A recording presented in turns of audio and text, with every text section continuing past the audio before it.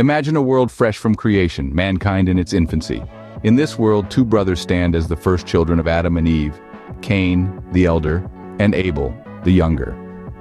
Born to Adam and Eve, the first humans to grace the earth, Cain and Abel were the first to experience the joys and trials of siblinghood. Cain, the elder of the two, took on the role of a farmer. He tilled the soil, sowed the seeds, and reaped the harvest. His hands were made rough by the coarse grains of the earth, his brow forever marked by the sweat of his toil. Abel, on the other hand, chose a different path. He became a shepherd, tending to the soft woolen coats of sheep under the vast expanse of the sky. His companions were the gentle bleating of his flock, his footsteps echoed by the patter of hooves on the virgin earth.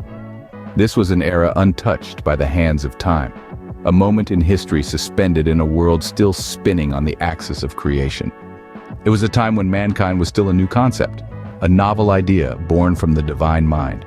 The world was a canvas unmarred by the strokes of civilization, a landscape still echoing with the reverberations of the divine word, be. Yet in this pristine world, a shadow began to loom. The seeds of a story, one that would resonate through the ages, were sown in the fertile soil of their brotherly bond. It was a tale that would twist the threads of love and duty, weaving a narrative of rivalry, jealousy, and divine intervention. In the heart of Cain, a dark thought took root. In the soul of Abel, innocence remained. And in the heavens above, the divine watched and waited, already aware of the tragic tale that was about to unfold. In this untouched world, the seeds of a tragic tale were sown, a story of sibling rivalry, jealousy, and divine intervention. In an act of faith, both brothers brought forth offerings to God. But not all offerings are created equal, are they? In the primeval world where human interaction with the divine was still a fresh concept, Cain and Abel, sons of Adam and Eve, decided to express their devotion to God through offerings. Cain, the tiller of the ground, presented the fruits of his labor, the ripened produce from his land. Abel, on the other hand, being a shepherd, offered the firstlings of his flock and of their fat portions. Now it's important to remember that these offerings were not just materialistic representations, but were symbolic of their heart's devotion and their spirit's surrender. Abel's sacrifice of the firstlings, the very best of his flock, showed his deep reverence and willingness to offer his best to God. Cain, however, presented his offering not from the first fruits of his harvest, but from the rest of his crop. It was an offering, yes, but not the best he could give. And God, in his divine wisdom, saw through their offerings to their hearts. Abel's heart was sincere, and his offering was accepted. But Cain's offering did not find favor with God, not because the offering was inadequate, but because the heart behind it was not in the right place. It was a lesson in the fact that it's not about what you give, but about how and why you give it. This divine selection, however, did not sit well with Cain. Instead of introspecting and understanding the reason behind God's decision, he let resentment and jealousy creep into his heart. He saw Abel's acceptance not as a result of Abel's sincerity, but as a slight to his own offering. His pride was wounded, and his brother became the target of his ire. The rejection of Cain's offering was the spark that ignited a flame of jealousy and resentment, setting the stage for a tragic end. When jealousy and anger take root in the heart, it can lead to unthinkable actions. Isn't that right, Cain? Let's take a step back to that fateful day when the seeds of envy and resentment began to sprout in Cain's heart. Cain, the firstborn, the tiller of the ground, and Abel, the tender of flocks. Two brothers, two different offerings. When Abel's offering found favor in the eyes of the Lord, and Cain's did not, the seeds of anger and jealousy were sown. Instead of introspection, Cain allowed these feelings to fester, to grow, until they consumed him entirely. His countenance fell, his heart hardened, and his mind became a breeding ground for treacherous thoughts. It was not an overnight transformation, but a gradual descent into a pit of wrath and envy. The once harmonious bond between two brothers was now overshadowed by a dark cloud of bitterness. The gravity of what was to ensue cannot be overstated, for it was not a mere act of violence, but the first recorded murder in human history. A brother's hand stained with the blood of his kin, a life extinguished not by disease or by accident, but by the willful act of another. A deed so heinous it reverberated through the annals of time, forever marking humanity's history. In the heat of the moment, blinded by rage, Cain lashed out at Abel. The fertile ground, which Cain had once tilled with care, was now soaked with Abel's innocent blood, a chilling reminder of the destructive power of unchecked emotions. It's crucial to remember that Cain was not a monster born of the night. He was a man, like any other, who let his emotions dictate his actions. His story serves as a stark warning to us all about the dangers of letting anger and jealousy take control. And so, in a fit of rage and jealousy, Cain committed an unthinkable act, forever staining the earth with his brother's blood. A tragic end to what could have been a tale of brotherly love and unity. No deed, however grave, escapes the eyes of God, and thus, Cain, you were confronted with your actions. In the aftermath of Abel's demise, the Creator, the all-knowing, omniscient force, turned his gaze towards you, Cain.